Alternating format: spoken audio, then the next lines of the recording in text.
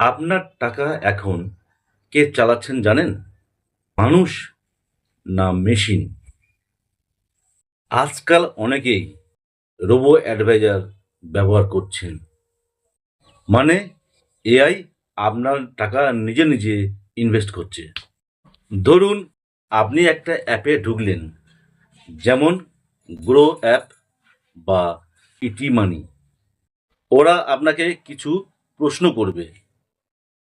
আপনার বয়স কত, আপনার ইনকাম কত, আপনি রিস্ক নিতে পারবেন, কত বছরের জন্য ইনভেস্টমেন্ট করবেন।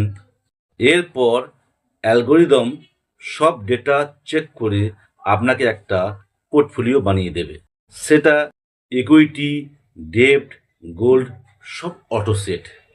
বাজার পড়লেও এটা কোনো ইমোশনাল হয় না, এর কোনো লোভ নেই বা ভয় নেই।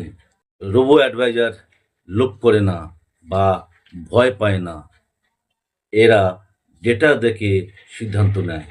কিন্তু মনে রাখবেন, এআই আপনার টাকা ম্যানেজ করতে পারে, কিন্তু আপনার লক্ষ্য ঠিক করতে পারে না। তাহলে আপনি কাকে বিশ্বাস করবেন? কমেন্টে জানান। হিউম্যান অ্যাডভাইজার না রোবো অ্যাডভাইজার? কমেন্টে লিখুন এআই না হিউম্যান। আর এমন ফাইন্যান্স কন্টেন্টের জন্য চ্যানেলটা ফলো করুন। এই ভিডিওর নিচে ডেসক্রিপশানে পুরো ভিডিওর লিঙ্ক দেওয়া আছে এবং পুরো ভিডিও আপলোড করা আছে। এই লিঙ্কে ক্লিক করে আপনারা পুরো ভিডিও দেখে নিন।